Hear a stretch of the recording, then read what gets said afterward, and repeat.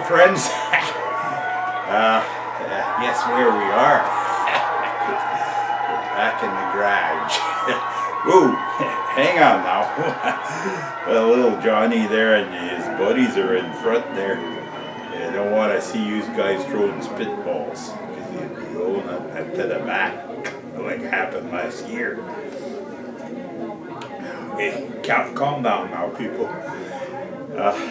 First, just like to excuse myself for there's a lot of viewers in there that didn't get an invite to the first garage appearance of this year. It's just because we don't have enough room for all the viewers, eh? So those that haven't got one yet, well, you'll be getting it in the mail. Mail slow these years, eh? But anyways, it's nice to have you all with me. I'm just gonna do maybe a summary of what's ahead of us. We know outside the snow's ahead of us, but as I look around, we can't even go to the back of the hall, I mean the garage, like where we filmed most of the time last year, because guess what? Yeah, I left you guys here to clean up. I went to the camp and I come back and it's worse than when I left. Now what's ahead of us? Well, we got some snow clearing ahead of us with well, you can't see it. It's right beside me. Well, there's the chute right there.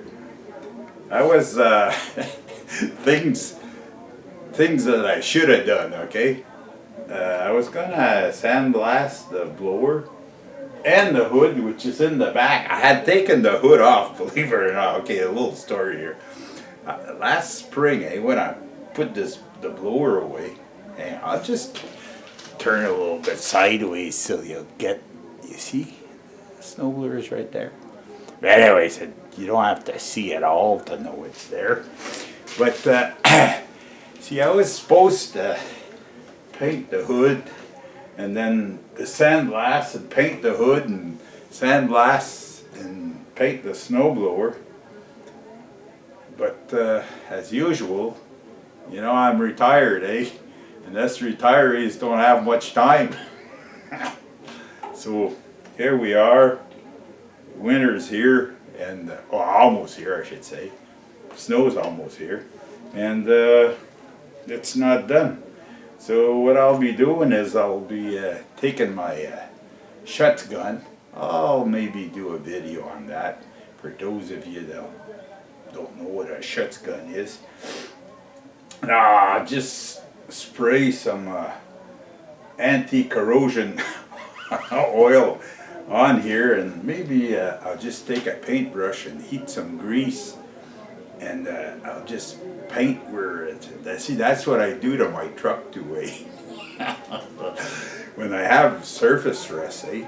Well, and I have all the intentions in the world of sandblasting it, priming it. I even bought, I don't know if I showed you this, like I showed you on a video just not too far back, I think just before this one, that you guys have to forgive me because I forget, eh? I bought some rust converter. This cost all of around, I think, $80 or something like that. Got a gallon of it. Well, gallon. Yeah, it's a gallon. 3.78 liters. And ooh, anti-seize with the cap open. I don't know if that dries or whatever the case may be. Yeah, a lot of stuff that's been neglected over the summer. And we'll be coming back to that. And hopefully, since you guys didn't do it, well, hopefully I'll be doing a little bit of cleaning in here. I did start on just a bit, like one shelf. did about maybe a quarter of the shelf. But you know where all the good stuff ended up? In the garbage. Because me, I'm a believer that if it's no good for me, I know I'm a bit of a hoarder, eh? Like I keep stuff, eh? So if it's no good for me, man, it won't be good for anybody else. And so I just throw it away. Things that are recyclable, like, I don't know if you can see it right here. There's a laptop. Well, that's gotta go to, there's, nowadays there's a specific place to recycle electronics stuff, but I want to take the memory out of that, because there's maybe personal information on there that I don't want nobody to get. I know that, like the countries like Mexico and even Colombia and South America, they like to get these and I don't know, they rebuild them. I don't know what they do with them, but they're like, they have a hard time. Maybe they got more money than we do now, since they sell all them drugs. I don't know. But anyways, I don't know what they do even with these when at the recycle places. Anyway, where was I going with this? Oh, the direction we're going to take this autumn is, well, I won't bore you with too many snow removal videos with the snowblower. I know some guys like Grizz 270.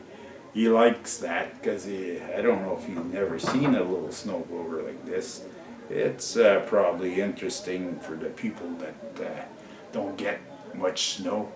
Here we do get snow, and it kind of accumulates sometimes, and at the end of the season we're kind of happy to see it gone, I'll tell you that.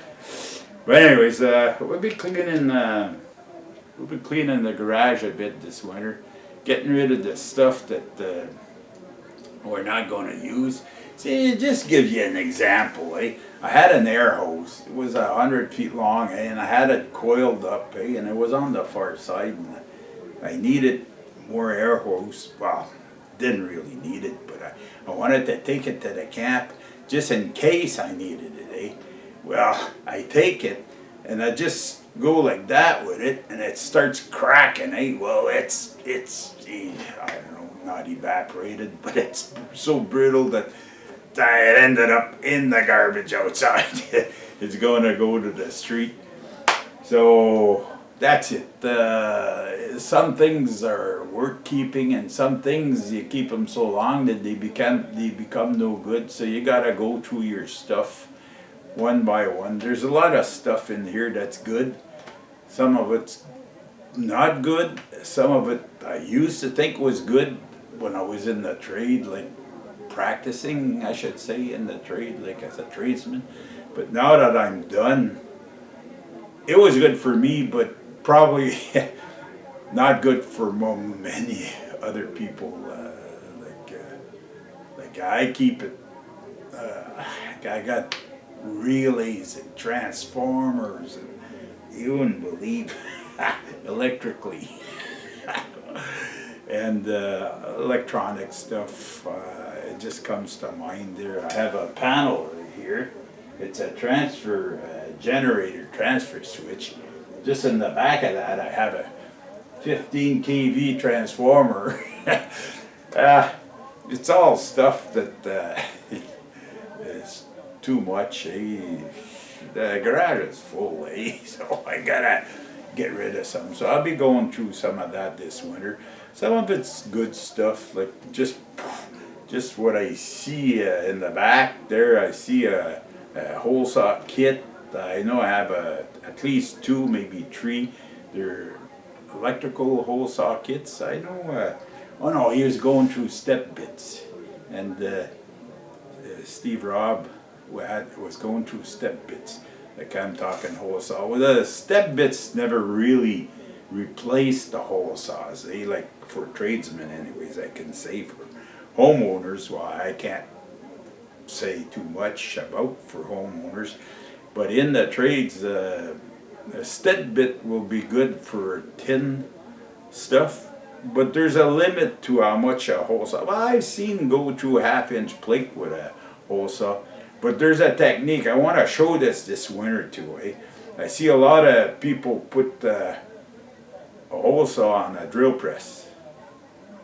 It's the last thing you want to do. But that's for another day. Like there'll be a time and a place, and odds are that I'm gonna forget that. Well, I have a page in the house, at my computer there. I think I have 24 or 26 different topics that I want to talk about that I had for last year. They're left over, and I never dwelled on them. So, and I just think of different things that I have here in the garage. So one of them, it's a special kind of meter, and most of you haven't lived long enough to see one of these yet.